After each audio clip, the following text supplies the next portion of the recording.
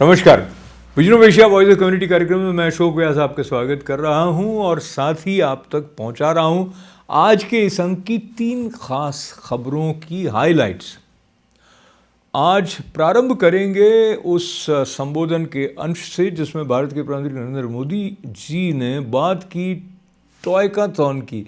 जी हाँ, बात है कि खेलों के रचनात्मक उत्पादन की तरफ कैसे ध्यान दिया जाए। उस संबोधन अंश के अलावा आप तक पहुंचाएंगे एक ऐसे आयोजन से संबंधित बातचीत जिसका नाम खिचड़ी रथ के साथ जुड़ा हुआ है। जी हाँ, खिचड़ी रथ एक ऐसा प्रकल्प है जो भूखों तक भोजन पहुंचाने के लिए काम करता है। प्रयत्न फाउंडेशन इसमें लगी हुई है और आज श्रद्धा के साथ हम याद करेंगे हमारे टेक्निकल डायरेक्टर के रूप में ITV गोल्ड की आधारशिला से लगातार 40 वर्षों तक इस संस्थान में अपना महत्वपूर्ण योगदान देने वाले वरिष्ठ शिव प्रकाश बनाड जी को। ITV गोल्ड के संस्थापक डॉक्टर बनाड विश्वनाथ के छोटे भाई और एक सरल व्यक्तित्व के धनी शिव प्रकाश बनाड अब हमारे बीच नहीं है। उनके लिए श्रद्धांजलि भी आप तक आज के विजन ऑफ एशिया में पहुंचाई जाएगी। तो ये सब आपकी प्रतीक्षा करेगा। इस छोटे से ब्रेक के बाद बने रहें हमारे साथ। जीवन को एक खेल की तरह भी बताया जाता है। जीवन एक खेल है क्या, पर खेलों का हमारे जीवन में बड़ा महत्व है और न केवल खेलों का बल्कि टॉयज़ का भी एक महत्व है हमारी क्रिएटिविटी को बढ़ाने में भी और साथ ही साथ व्यवसाय की दृष्टि से भी। जो खेलों से संबंधित टॉयज़ हैं उनकी मैन्युफैक्चरिंग का बहुत बड़ा बाज़ार है विश्व में। अब आधुनिक मन को लुभाने वाले, आधुनिक बच्चों के मन तक जाने वाले टॉयज़ भारत में बने और उनका निर्यात हो, इस दिशा में एक अनूठा प्रोत्साहन भारत के प्रधानमंत्री नरेंद्र मोदी ने टॉयकाथॉन के द्वारा दिया है। टॉयकाथॉन एकदम नया सा शब्द जान पड़ता है। इसमें उद्यमियों ने नए नए तरह के टॉयज़ क्या हो सकते हैं उसके बारे में अपने प्रोजेक्ट तैयार किए थे। संबोधन किया भारत के प्रधानमंत्री नरेंद्र मोदी ने टॉयकाथॉन को। पेश है उस संबोधन का ये अंश। हैकाथॉन को देश की समस्याओं के समाधान का एक बड़ा प्लेटफॉर्म बनाया गया है। इसके पीछे की सोच है देश के सामर्थ्य को संगठित करना, उसे एक माध्यम देना। कोशिश ये है कि देश की चुनौतियां और समाधान से हमारे नौजवान का सीधा कनेक्ट हो। जब ये कनेक्ट मजबूत होता है तो हमारी युवा शक्ति की प्रतिभा भी सामने आती है और देश को बेहतर समाधान भी मिलते हैं। देश के पहले टॉयकाथॉन का मकसद भी यही है। मुझे याद है मैंने खिलौनों और डिजिटल गेमिंग की दुनिया में आत्मनिर्भरता और लोकल सॉल्यूशंस के लिए युवा साथियों से अपील की थी। उसका एक पॉजिटिव रिस्पांस देश में देखने को मिल रहा है। हालांकि चंद लोगों को यह भी लगता है कि खिलौने ही तो है, इनको लेकर इतनी गंभीर चर्चा की क्या जरूरत है।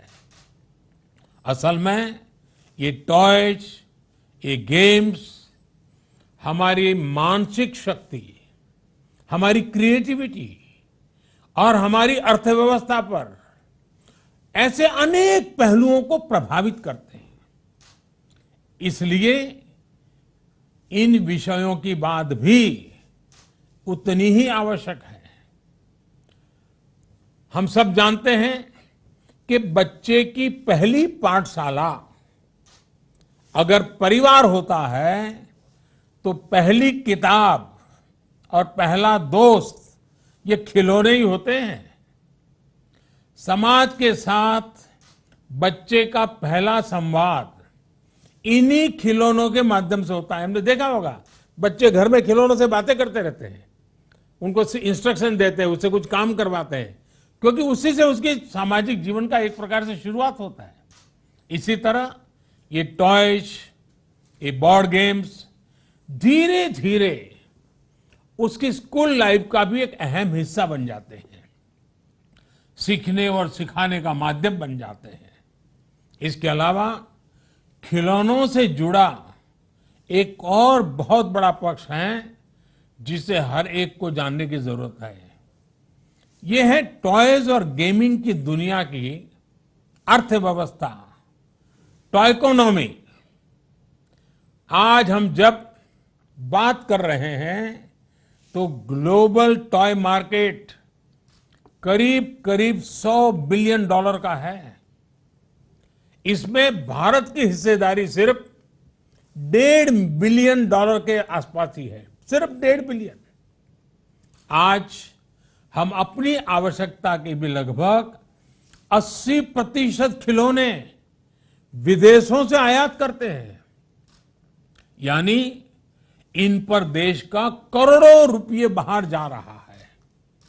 इस स्थिति को बदलना बहुत जरूरी है और ये सिर्फ आंकड़ों की ही बात नहीं है, बल्कि ये सेक्टर देश के उस वर्ग तक, उस हिस्से तक विकास पहुंचाने में सामर्थ्य रखता है जहां इसकी अभी सबसे ज्यादा जरूरत है।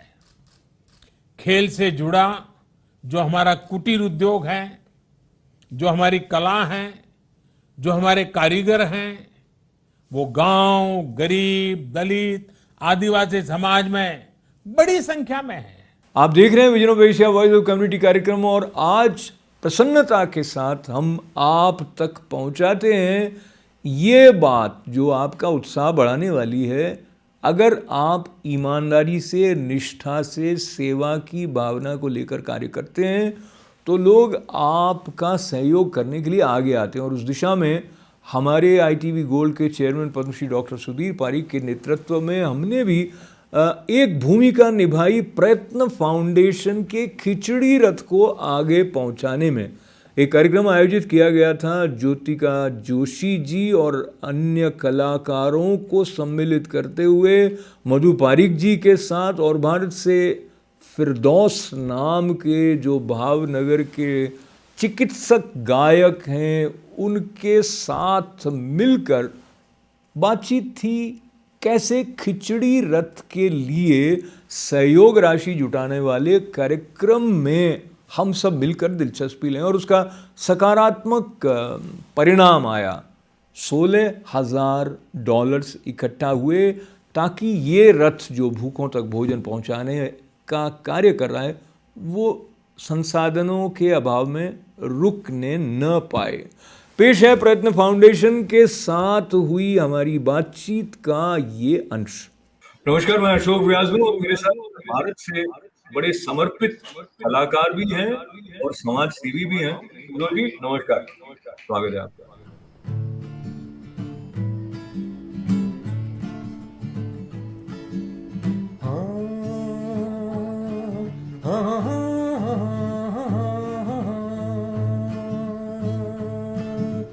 ये रात ये चांदनी फिर कहाँ, सुन जा दिल की दास्तां। Jyotika Joshi. I'm born and brought up in Bhavnagar, the land of art and culture.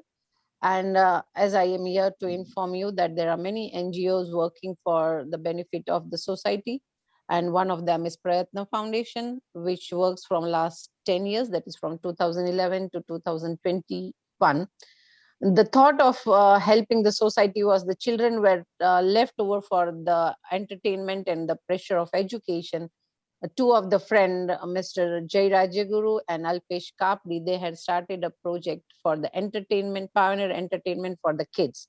So with the bungee jumping and the small roller coasters, and with that, they used to go to different places on Sundays, and the kids used to come with their parents, and all the cost was like free, and they used to pay from their pocket money.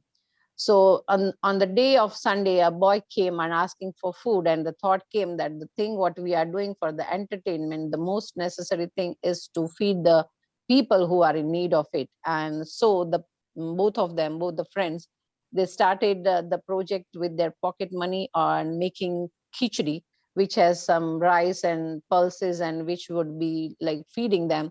And they used to go them and feed them on few days of a week.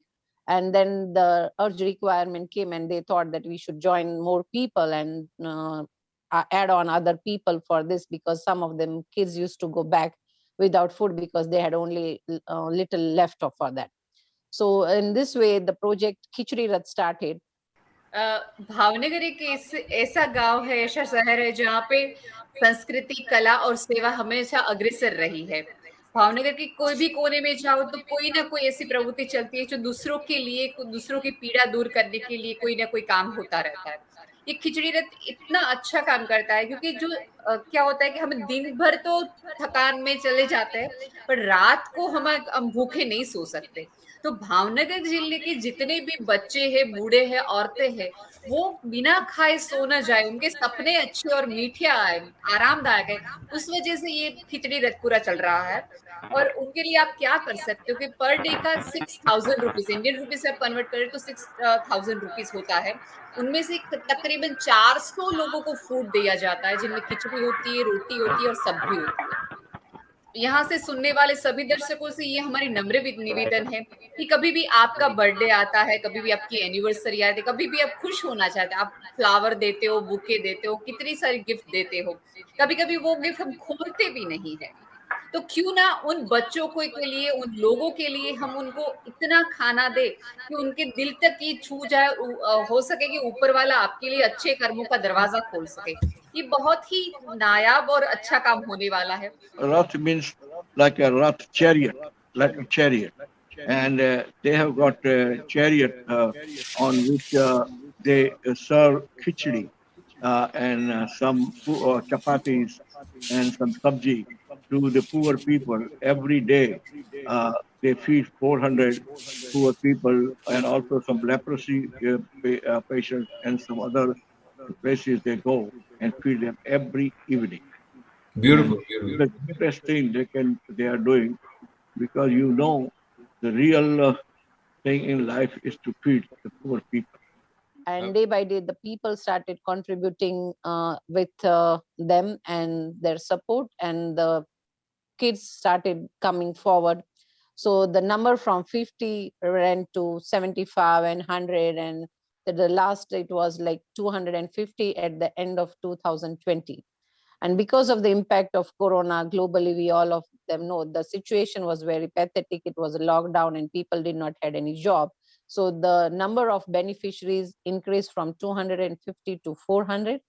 And so that was the reason that it was necessary to have more funds for it, and which is not possible right now in India because of the recession and scenario of the lockdown.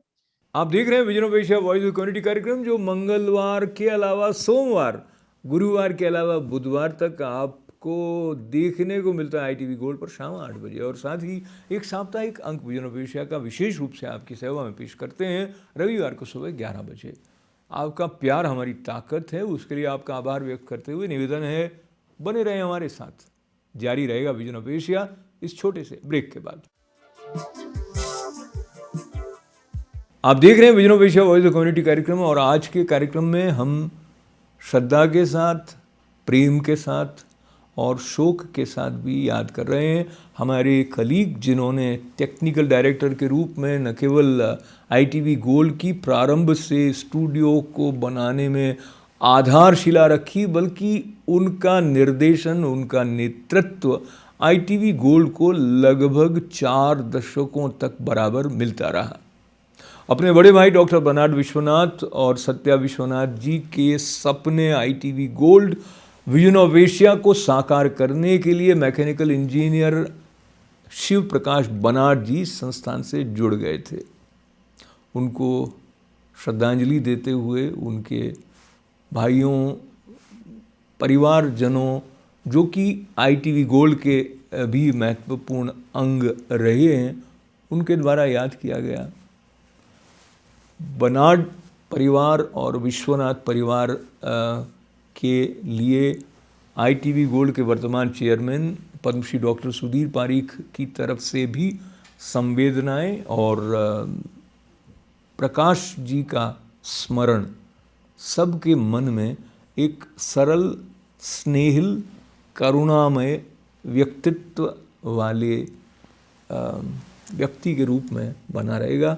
मुझे व्यक्तिगत रूप से उनसे बहुत कुछ सीखने को मिला, तकनीकी दृष्टि से भी, और 20 साल तक अगर आप साथ साथ काम करते हैं तो एक विशेष आत्मीयता का जो भाव होता है, उस भाव के साथ में और प्रेम से प्रकाश जी को स्मरण करते हुए प्रस्तुत है श्रद्धांजलि शिव प्रकाश बर्नार्ड जी को।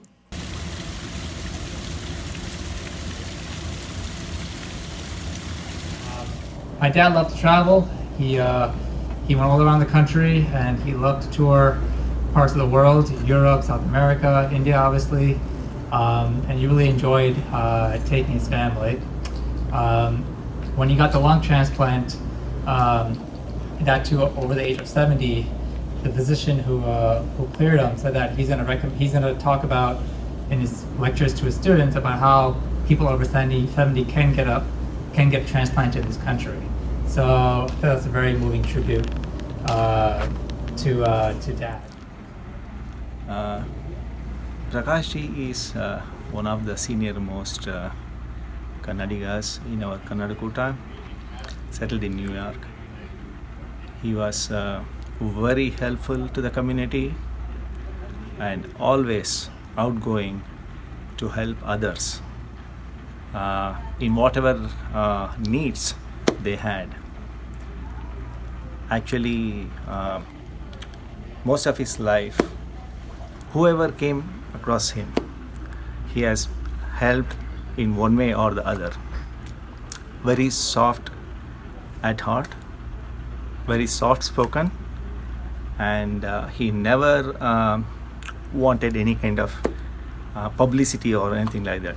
He was always kind of behind the screens, but the work he did for the community is really commanding. In our community, everybody knows him very well, and as I said, he's one of the most senior people around us. It is very unfortunate that we lost him. I pray Lord Almighty for Sadgati of the departed soul. Namaste. My name is Premnath. I'm a younger brother of Shiv Prakash. We call him as Shamu. He was the only brother I know when I was growing up during my childhood. So he really took care of me.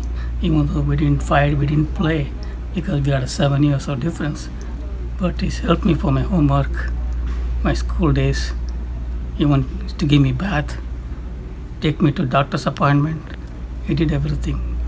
And our relationship became stronger when I came here about 42 years ago.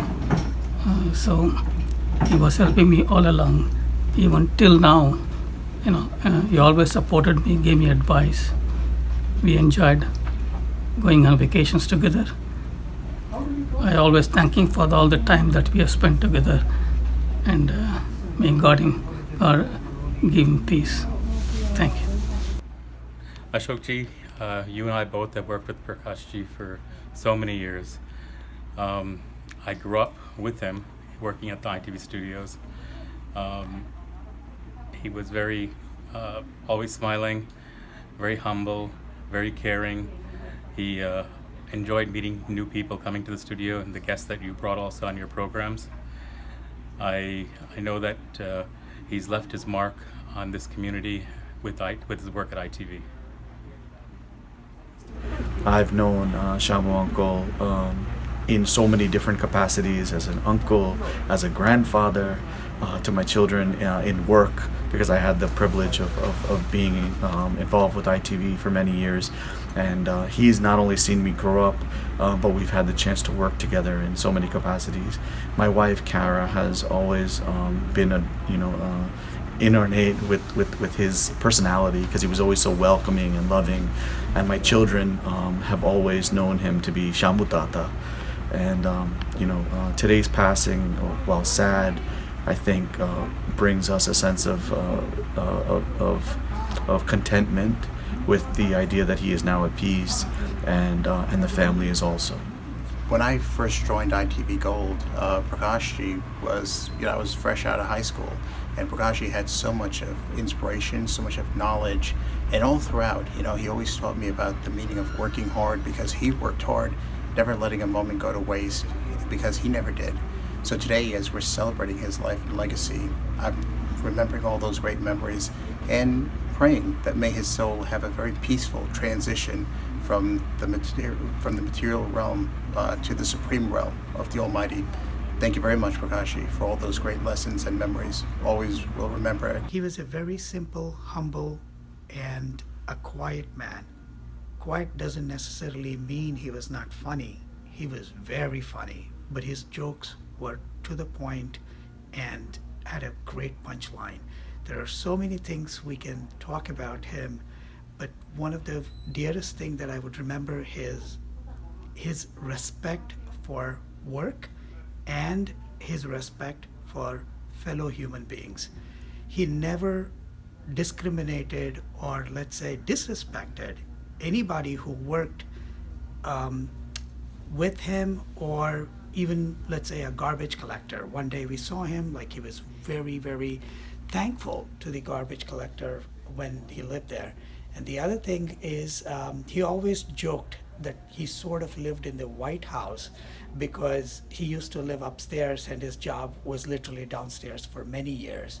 And with that, I wish God to give him his soul moksha. Thank you. I remember Pooja telling me that Dad orders mango lassis only on special occasions. And what was the first thing that he ordered? A mango lassi. So then I knew that he knew. And when I had first started asking him for permission to marry Pooja, even before I can complete the sentence, he raised his glass, the mango lassi, in the air in acceptance. And it was a done deal after that. And if I know he was here today, he would raise his mango lassi glass in front of all of us, thanking everyone for coming today. Mrityunjaya, Triyambaka, Sadasiva, Paramasiva, Namaste, Namaste. Mrityunjaya, Triyambaka, Sadasiva, Paramasiva, Namaste, Namaste. Mrityunjaya, Triyambaka, Sadasiva, Paramasiva, Namaste, Namaste.